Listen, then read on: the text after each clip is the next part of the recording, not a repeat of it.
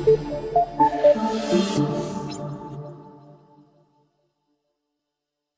million tons of carbon emissions sequestered permanently that would have otherwise gone to the atmosphere. That's a significant contribution to meeting our GHG emissions reductions goals. Hi, you're watching Global Energy Show's 5 by 5. I'm Rachel Gregory, and chatting with me today is Candice Paton, Director of Regulatory Affairs and External Relations with Enhance Energy. Candice is also recognized as an energy industry influencer. Candice, thank you so much for joining me today. Thank you so much, Rachel. It's great to be here. Enhance Energy specializes in carbon capture and sequestration in central Alberta. And in June 2020, the Alberta Carbon Trunk Line ACTL system became fully functional. Can you tell us more about this large-scale CCUS system and the solutions you offer? So we work with our partners, Northwest Redwater Partnership and Nutrien, in the Alberta Industrial Heartland near Edmonton. And they capture carbon emissions from their operations in the refining and fertilizer production facilities. And then we transport those emissions down this remarkable pipeline called the Alberta Carbon Trunk Line. It's a 240-kilometer pipeline that's specifically built for carbon dioxide. And it is actually right now the world's largest anthropogenic carbon emissions transportation system. It was founded by Enhance Energy, and it's now owned and operated by our partners, Wolf Carbon Solutions. So when we get those carbon emissions down to our fields in Clive, we inject them into a very old and depleted hydrocarbon reservoir. And so when we put CO2 emissions in the ground there, they actually liberate some of the oil that remains, and we can now produce that to surface, and we generate this low carbon energy. The other product that we produce then is an offset credit, because all of those carbon emissions that are being put in the ground are sequestered permanently. We hear about offset credits often in the news. How does industry verify offset emission credits, and how is Alberta set up to enable huge-scale reductions in offset emissions? It's one of the things I think we're most proud of at Enhance Energy. We've been working hand in hand with the Alberta government and the regulator to build what's called an MMV plan for monitoring, measurement, and verification. And that's really, I think, where we're playing to Alberta's strengths, leveraging what we know about our regulatory system and the oversight that we've built through hundreds of years in our oil and gas industry.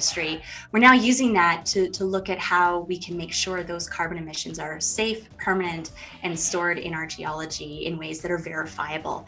And what an opportunity for Alberta and Canada, because we have such certainty around the permanence of these emissions being stored in our geology, that these offsets are valuable, they're verifiable, and they represent real reductions in emissions.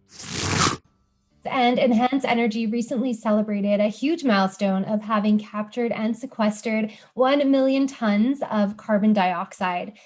So what is Enhance Energy's role in the energy transition and helping Canada to reach its global climate targets? We are so proud to have celebrated this milestone, 1 million tons of carbon emissions sequestered permanently that would have otherwise gone to the atmosphere. That's a significant contribution to meeting our GHG emissions reductions goals. We've got the opportunity to grow that to just over 14 million tons a year. Depleted hydrocarbon reservoirs represent hundreds and hundreds of megatons of capacity for CO2 storage.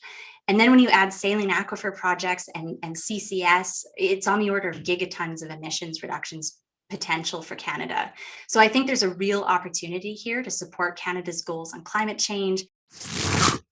What innovation are you seeing in the carbon capture space, and why is it such an exciting time to be a part of it? It really is such an exciting time, Rachel, to be part of innovation in this space. We're seeing amazing advancements across the whole carbon value chain, from capture and conversion advancements to utilization to sequestration. There's so many different approaches. What I'm most excited about, though, is this idea of systems level integration and innovation along the whole energy system. We know it's important when we talk about energy transition to see multiple energy pathways that can support us getting to our climate change goals.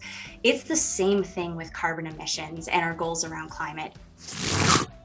Recently, Enhance Energy and Nautical Energy partnered up on a net zero blue methanol facility in Alberta.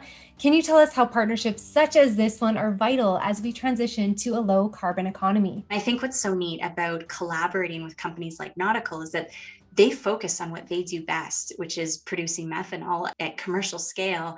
And they can partner with us so we focus on what we do best. And in doing so, gives them a solution to manage their carbon emissions. And that's really exciting. I think it speaks to how all parts of the energy industry, when we come together, when we integrate those solutions, when we collaborate, we've got this. It was so great chatting with you and learning about Enhance Energy and the amazing work that you guys are doing in our province and within Canada. Thank you so much, Rachel.